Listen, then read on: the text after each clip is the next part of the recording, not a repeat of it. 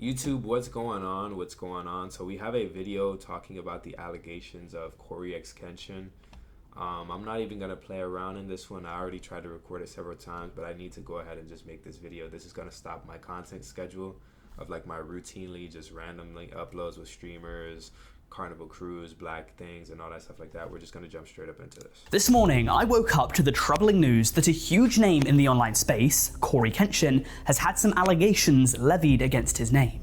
Allegations that Twitter especially have been losing their mind over. A woman known online as Panda Ninja XX took to her TikTok account to post several videos accusing Cory of the worst sorts of things. So today, we're going to go through them. We'll hear what she has to say, figure out if her narrative sounds plausible, and question where this leaves us. But before we get into this, let me state that right now, these are purely allegations. We've only heard one side of the story so far. As of the time I'm recording this, Cory has not yet responded. And considering that quite literally last week, a YouTuber called Skeppy was accused of a bunch of things that have since been debunked or have been proved as misleading, these sorts of things have to be taken with a grain of salt. This video is by no means me just grabbing the gavel and declaring him as guilty, nor is it me letting him off the hook and saying that he's completely 100% innocent scot-free. This video is us looking at the claims and seeing what they have to say. I do truly believe that Cory will respond to this, but for now, he hasn't, so we'll have to wait. In the meantime though, please allow me to fill you in on who Coryxkenshin is, because in case you've never heard of him before, he's actually one of the largest content creators on YouTube.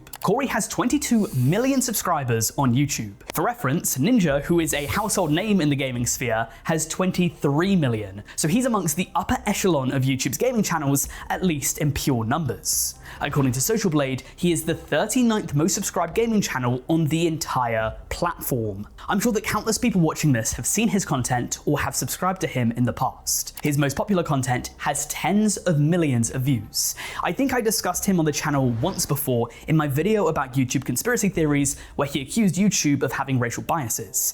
That's at least where I know him from. Bottom line, this man is huge. He is undeniably one of the largest creators on the entire platform. But in the past day or so, an alleged ex-partner of his has taken to her TikTok to accuse him of all sorts of absolutely despicable behavior, such as love bombing, emotional abuse, manipulation, illness-related trauma, and potentially even SA. These allegations were made over 100 different slides on 3 separate uploads, and there was also an extra video uploaded, which we'll get to later. However, for now, I'm going to discuss the important details in chronological order as they happened in the uploads. I'll have these statements on screen, so if at any point you want to read them for yourself, feel free to pause the video. So with that said, let's discuss the allegations.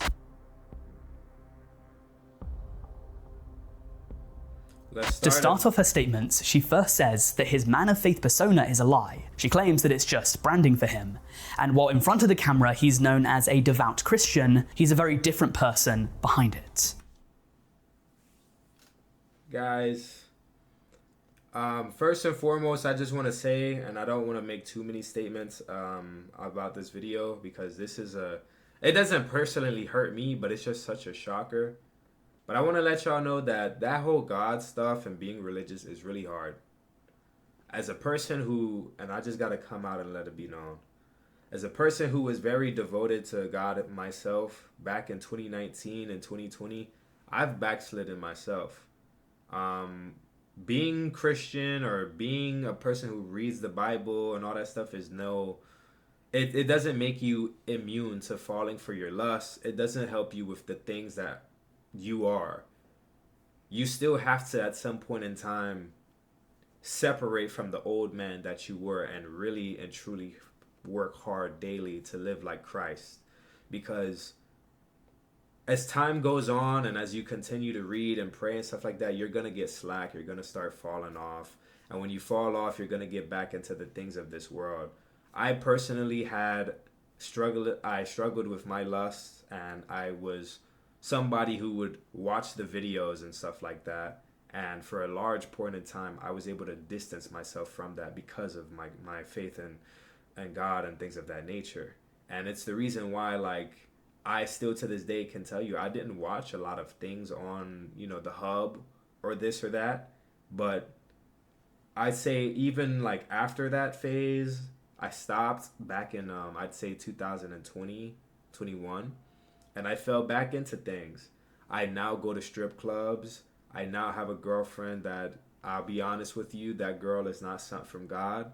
Me and her go through a lot of things, and I have in the past been doing things that my God Christian self, this image that I would have even had a couple years ago, would have been so ashamed of. So don't be fooled when people are like, oh man, I'm a Christian, because these people be living that life. And they even tell you in their TikTok videos and stuff that when they are a man of God, and let me go ahead and do this, when they are a man of God or a woman of God, that they came out of some things where they used to be gay, or they used to do threesomes, or they used to be a serial masturbator, or like all kinds of crazy things. Don't simply just take from face value the persona that somebody believes in God and think that they're just so perfect. I know that's something that the world loves to use to criticize people, to be like, yo, you see, here's a Christian doing this, or here's somebody who believes in God doing that, so that they can mock and say that all of it is just garbage. But nah, man. Nah. Anyways, let's jump straight back into this. She claimed that she was at one of the lowest points in her life when she met him. He paid attention to her and then ghosted her in order to teach her a lesson. She called this a calculated move, and then goes on for a few slides to essentially claim that he methodically manipulated her, and wrote that he only... Yeah, I'm sorry, I know I just said I don't want to talk too much. When you abuse somebody with your attention, and I can say I've even done this in the past, I'm not going to say as to which person. Now, there is somebody whose birth month, we're in this birth month, and I do mean them happy birthday, and I hope that we can clear up how we fell out. But when I say that I've done that myself, when you are a type of person where you start to withhold the bare minimum, which is like how they said here, you start to withhold your attention, you start to respond to them like really, really late, and then you stop talking to them and stuff like that. Is all manipulation, whether a man does it or a woman does it, and it is not cool. It is disgusting. Man. He came around when he wanted something, possibly alluding to sex. She goes on to claim that he's narcissistic, flexing his money and making her feel bad for the job that she had. One thing that she claimed quite a few times was that he kept her on the hook, giving her breadcrumbs to suggest that he could be a good person. So in one instance, he apparently apologized to her for not being the best. And that's even worse. So he basically, he breadcrumbed her. I feel bad about this because I as well have been in a situation like this, where it's like you're really trying with somebody. There was some trauma that you might have been running from, and like how that woman was saying in her messages, if y'all saw, she said she had a lot of love and she wanted to put it into somebody. And sadly, when you're a good person and you just want to put your love into somebody, sometimes that shit can go wrong, like really wrong, real bad, real fast. But yeah. His partner and got her a few gifts. They reconciled, but then he might have cheated on her, and he apparently blew up in her face when confronted. He then ghosted her again, and this caused mental anguish on her. Once more, he kept her on the hook. He knew that she was desperate, and he kept her there because that's just the person that he is. At least, according to Panda Ninja XX. So with this first part, it's quite tough to say how much of this is actually legitimate. I don't know Cory personally, and I don't know the person who's accused him. The very high likelihood is that every single person watching this video also does not know either of these two people. It's very tough to judge someone's character based on a single allegation, especially considering that A, there is no hard evidence to back this up, and B, the statement is made by an ex-partner of his who might have some sort of intention to lie or stretch the truth. That said, there is some alleged evidence in part 2. In part 2, she shares some Xbox messages where he says that he wants to fuck her life up some more. If these screenshots are legitimate, because they can easily be faked, it shows that he wanted to have a casual relationship with her, which she didn't seem to want. The reason why is that she said that she'd been essayed in the past. He said that he didn't know why he was being lumped into a category with the person that assaulted her, and one of the next slides reads, "You put yourself in there." In the next slide, she says that he crossed lines that he had no right to and knew exactly what he was doing. Now, while it's not overtly said here, I think that some people will undeniably interpret this as Cory also being someone that has assaulted her if he's crossed lines that he has no right to. That said, the post then takes a sharp left turn once the accuser reveals that she had been diagnosed with triple-negative breast cancer. If I'm not mistaken, this is the first time where we get any sort of date for anything, as she reveals that the pandemic is happening when she's diagnosed. She messages him to tell him that she's been diagnosed with breast cancer, and he apparently replies with this. That was the most passive-aggressive cancer reveal ever. Now, the strange thing is that we don't see how she actually breaks the news to him, so what we have is a reply out of context. Panda Ninja XX said that this was the moment she realized who he truly was. This response doesn't sit well with me either. It's very possible that this lacks any context. For whatever reason, she didn't include the message that she sent over, so we're just seeing the reaction. So maybe this has... That's how women do sometimes. Like, I remember a bit of personal background. So a girl that lives on the neighborhood that we were living in, she had a fallout with a guy that we used to play football with. And when she went to expose him, she was exposing him for being a butt eater, a butt muncher. She conveniently blurred out all her messages and then would only show his.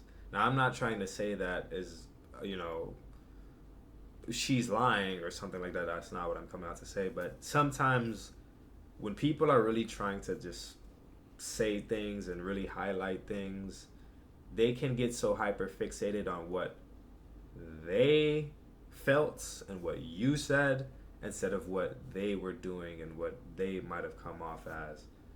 But let's go ahead. Been manipulated to make him look like the bad guy because we don't know what she said to him. But that's no way to react to someone telling you that they have cancer, especially over text. But she leaves part 2 on a bit of a cliffhanger by mentioning a woman named N, who she then discusses in part 3. So on to the third part. She wrote that N had added her, having found her through Xbox, and they had some civil conversations. She does note that she had an inkling that something was off. Then, an unknown Instagram account DM'd her and called N out.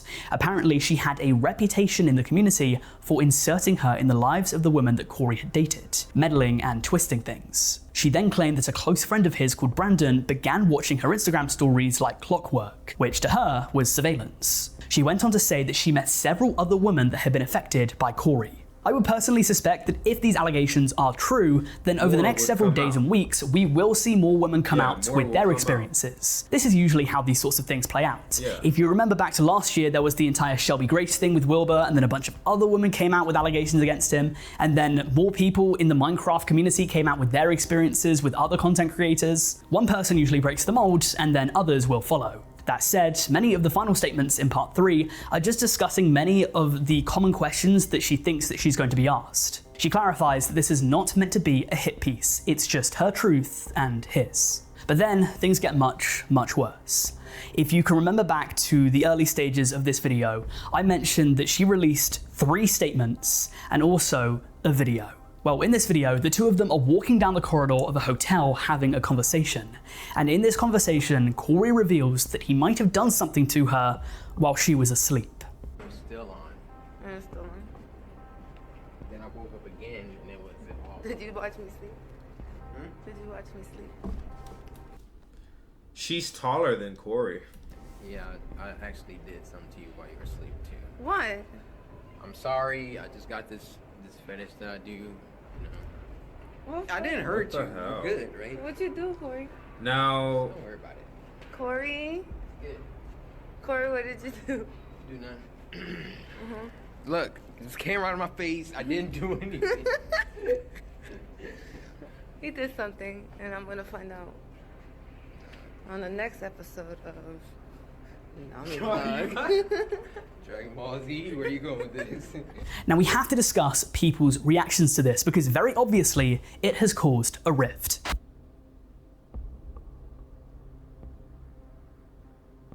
If you head to his most recent video, uploaded 3 weeks ago, the top comments are written by people several hours ago discussing the situation, and they have thousands of likes. People on Twitter are confused with what he meant about doing something when she was asleep. Many of them have been saying that they had a gut feeling that he was a bad guy all along.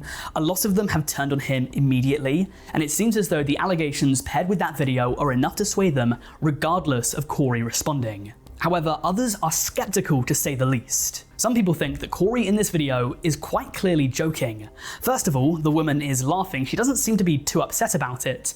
And they've also asked the question, if Cory is being legitimate and he has actually done something to her while she was asleep, why would he incriminate himself like that on video? He can see the camera, he at one point said, "Get it out of my face." If he did do something heinous, why would he just admit that on tape? To a lot of people, something doesn't seem right. And as it now turns out, their skepticism may have been well-founded. So I'm recording this just as the video is about to be released, but I found an update that I had to include that might just throw a spanner in the works of this entire situation.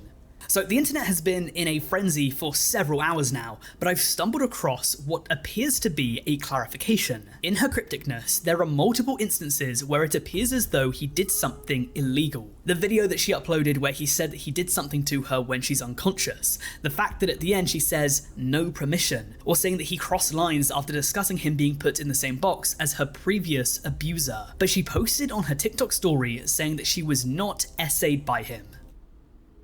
Okay, so he did not essay her. When she said that he put himself in that same box, that just means, in my personal distinction, because I don't want to speak for her, but I would just assume that she was meaning like, you are dead to me. Just like the guy who, essayed me. Because women can do that.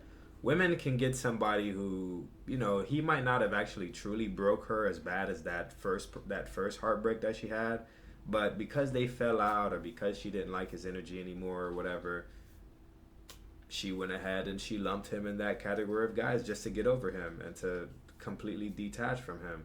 That's kind of the thing that some people have to do sometimes, is that the only way for them to detach from you is to completely hate your guts and stuff. This is going to make her case quite tough, because people reacting to it on Twitter have been making the point that essentially it seems as though she had been implying that he had assaulted her. Right. This video in a vacuum definitely raises suspicions. What he says would be illegal. So why didn't she clarify in the description of this video that she was not assaulted? This could just be her. Well, because, and this is what people got to realize, a lot of these people are not doing this with a lawyer. A lot of these people, when it comes down to situations like this, because even if I start going back and forth with the individual, I'm not moving with a lawyer, but it'll just be me posting evidence against them saying, well, this person was a narcissist, this and that. Like, they're not moving professionally. They're not moving legally. And even the practice of doing things like this, he can turn around and file a counter lawsuit like, well, if you're saying, and it's a good thing she cleared it up with that note saying, well, you didn't essay me, but he could have filed up a counter lawsuit, been like, well, she's painting an image saying that I essayed her, but I didn't. And she just said that I didn't. So that's defamation of character. And that's a lawsuit, So, hey. Bring herself legally, or it could be that she saw the rumor spreading and she wanted to shut it down as soon as possible. But to many onlookers, it seems like she might have intentionally misled people, especially by posting that video without the context added. But now the ball is in Cory's court. I'll be keeping an eye on this story, and I'll give you guys all of the necessary updates in due time. This very well could be the end of Coryxkenshin. We'll just have to see what happens next. But to prove his innocence or confirm his guilt, Cory has to respond. Yeah. Alright guys, like, share, subscribe. I'll see y'all in the next one. Peace.